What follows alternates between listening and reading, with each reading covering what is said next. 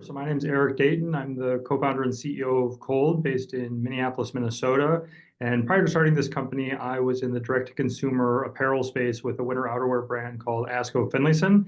And so we were making winter parkas, all about getting out and celebrating Minnesota's cold winter weather, for which we're pretty famous. But what a lot of people don't realize is we actually have the fastest warming winters of anywhere in the country. And so from really the early days of Asco Finlayson, we were focused on climate and sustainability as core to our mission. As we put it, we wanted to keep the North cold. And back then, about a decade ago, there wasn't really a roadmap or a playbook to follow. So we kind of did, like, I'd say, the DIY version of figuring out sustainability, and just had a steep learning curve along the way.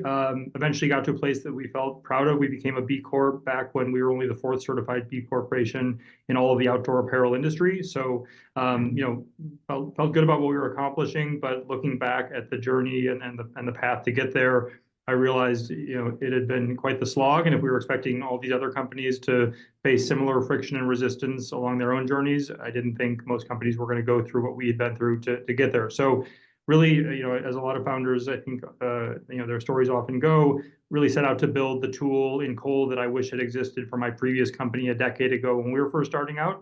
And we're now, serving a lot of companies in the outdoor industry and other industries as well, helping them make progress more quickly and efficiently, less expensive as well, to help them get to where they want to go on their sustainability journeys.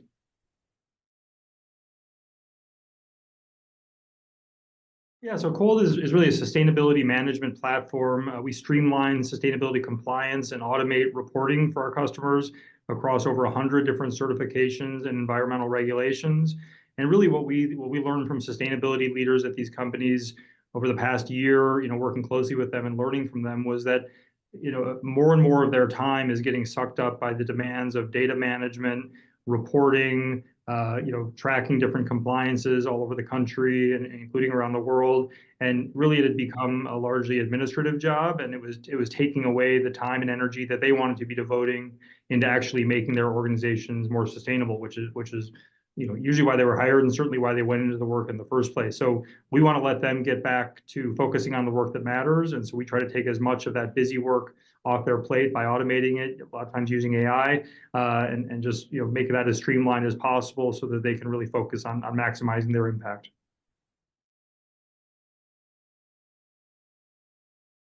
I think the long game here is really to become the connective tissue across the retail ecosystem when it comes to sustainability data, and even I would say other industries as well. But as we look at where the current kind of pain point is, a lot of it is reporting between brands and their enterprise customers or their major retail partners, as well as the different regulatory bodies that apply to their businesses. So we've sort of started at that pain point between the brands and their stakeholders. But eventually, the reporting that is being required of these brands is going to require them to collect data from their suppliers, from their manufacturing partners. Those partners will be required to report up. So that pain point we already see existing further down the value chain. We see this, the same pressure in other verticals, like big technology companies are requiring this reporting of their vendors. So eventually, in every step of this process, it's either going to be emails and spreadsheets the way it is now, or this data is going to flow more seamlessly and efficiently. And we want to really be the connective tissue that the data flows through from, using apparel example, all the way from the fabric mill to the cut and sew factory to the brand to the retailer shelves. Every step of the way, data needs to be exchanged and reported, and we want to make that as streamlined and as efficient as possible. Yeah, so I was introduced to York by a top VC here in Minneapolis, where we're based. And Marshall, the partner who led the deal, is also based here in Minneapolis. So it was really great to have a partner that was here in town that I knew I would have the ability to meet with and really have as an in-person resource for this journey. But also, York brings expertise in sort of B2B SaaS, which obviously is the space that we're in. But they also had worked on a deal with a sort of an analogous company that we thought provided a good roadmap for our own growth and kind of the flywheel that we were trying to build. And so their expertise was really relevant.